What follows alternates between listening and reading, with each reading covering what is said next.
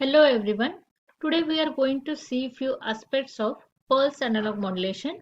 It is the 6th unit of analog communication subject. These are the few things that we'll try to cover up in this today's presentation. Concepts of pulse modulation, we'll see its type, analog pulse modulation and digital pulse modulation, and we'll be seeing the details of types of these analog and digital modulation techniques and their generation methods. Before starting, let me ask you one small question. In analog modulation, which different parameters of the carrier wave are varied in accordance with the modulating signal? Just think on this. Yes, definitely. We can vary either amplitude, frequency, or phase of the carrier signal in accordance with the instantaneous amplitude of modulating signal. That is the usual definition we have for the modulation. Here, the carrier wave is always sinusoidal in nature. Coming to the pulse modulation, here the carrier wave is always in pulsed form. So we have a pulses as a carrier wave, and to perform the modulation we have to vary one of the parameter of this pulse in accordance with the instantaneous amplitude of message signal. The parameters of the pulse can be amplitude, width, or position. The parameter will vary accordingly the type of pulse modulation we get. So the very first type is pulse amplitude modulation, PAM. Here amplitude of pulse is varied in accordance with the message signal, whereas its width and position will be kept constant. Then we have a pulse width modulation. Here width of the pulse is varied in accordance with the message signal, whereas its amplitude and position will be kept constant. In the third type we have a pulse position modulation. Here positions of the pulses is varied in accordance with the message signal, whereas amplitude and the width will be kept constant. These all three types are of analog pulse modulation technique. So let's see one by one in detail. Coming to this PAM or pulse amplitude modulation, this technique is very simple and very similar to our natural sample signal. Here we have a modulating signal, analog in nature. We have pulses having discrete values. This is our carrier signal. And a sample signal is our PAM signal. If you observe here, the amplitude of this each pulse is made proportional to the instantaneous amplitude of modulating signal. This is a natural sampling and this is nothing but our pulse amplitude modulated waveform. Coming to the next type, we have a pulse width modulation. Here, width of the pulses is varied. If you observe here, the amplitude and the positions are kept constant, whereas width of the each pulse is made proportional to the amplitude of modulating signal. This is the modulating signal. This ramp signal I have shown to just give you a brief about generation technique. This is the simplest method of PWM generation. Here we are using one comparator and a message input. Analog input is given to one of the input of comparator and the sawtooth waveform is fed to the another input of the comparator. Comparator will just compare both the signals and it will give either high or low output, and that is nothing but our pulses having different amplitudes. So if you observe in this waveform, here whenever input signal is less than the sawtooth signal, output of the pulse is high, and whenever input is more than the sawtooth waveform, the output is low. And the duration, this if you just see the trajectories of this, accordingly we get this variable width here. So this is the way how the PWM is generated. By a simple comparator circuit, we can have the PWM signal generated. Coming to the next type, pulse position modulation. Here, as you can see here in the waveform, the positions of the pulse is varied. The position is shifted away from its designated points. So pulses are either shifted away or those are moved from its designated positions according to the value of modulating signal. Now here the information is embedded into the positions of the pulses. Let's see its generation method. This is the simplest block diagram of PPM generation. The PPM signal can be generated from the PWM signal. So we are giving a PWM signal as an input to this block. The very first block is the inverter, followed by differentiator, and which is followed by positive age triggered pulse generator.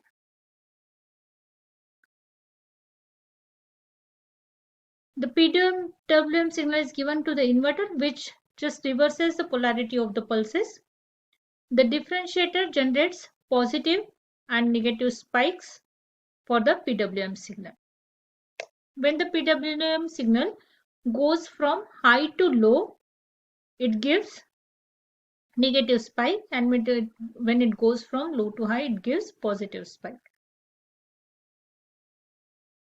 These spikes are fed to the positive age triggered pulse generator, which generates fixed width pulses when a positive spike appears.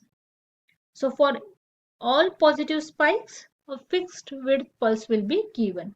And we all know that these positive spikes depends on positions of this PWM pulses or width of these pulses. So as the width varies, as the rising or falling edge changes, this pulse will also change, and this pulse will give us the change in the position of this fixed width pulses. Now let's quickly revise what is pulse modulation. What do you understand by the pulse modulation? Just think on this.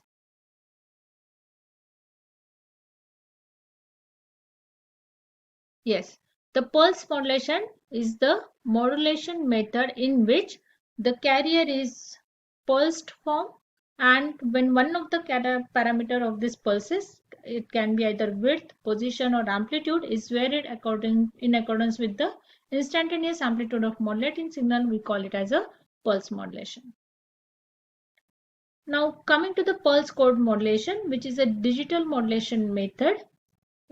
This method is also called as a digital method, or it is also called as a method to convert analog signal into digital signals.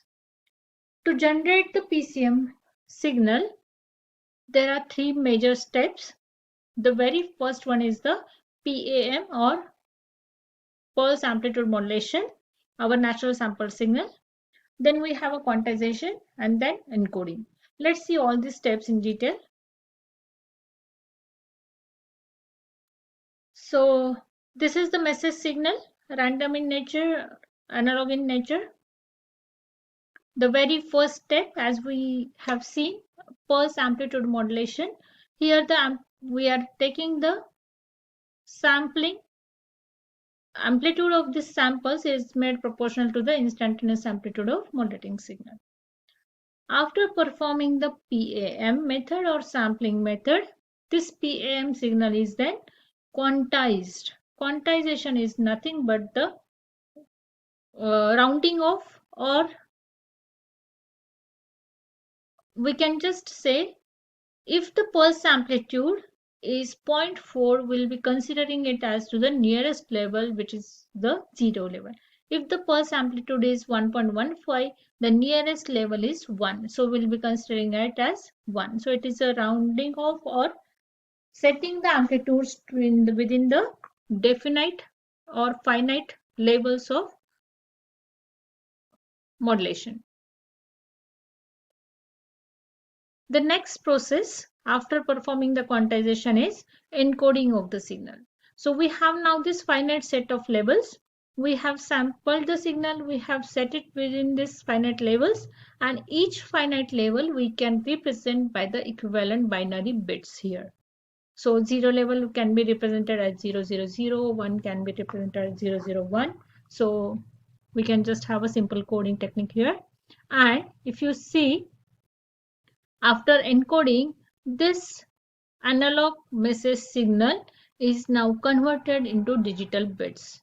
This is called as pulse code modulation, where we have converted the analog signal into its equivalent digital encoded signal.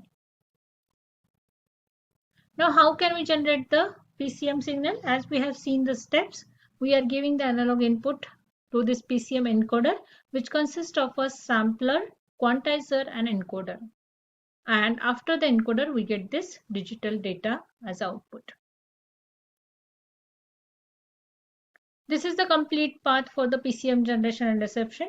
We are giving the message signal as an input, we are sampling, quantizing, and encoding it, and this digital data will be sending through the channel for the receiver. In the receiver, we have to perform the reverse process, that of the transmission. So we'll be decoding the signal, then we'll be quantizing it, and then we'll be passing that signal to the filter or wave shaping circuit, and we can recover our original message signal here. So after studying this all analog and digital modulation techniques, we can just sum up few advantages of digital communication. The digital signals are easy to receptions, as the receiver has to just detect a presence or absence of the pulse or high or low values. Digital signals are more immune to noise compared to AM and FM signal, particularly over the short distances. The digital signals, the reproduction is very accurate compared to our analog one.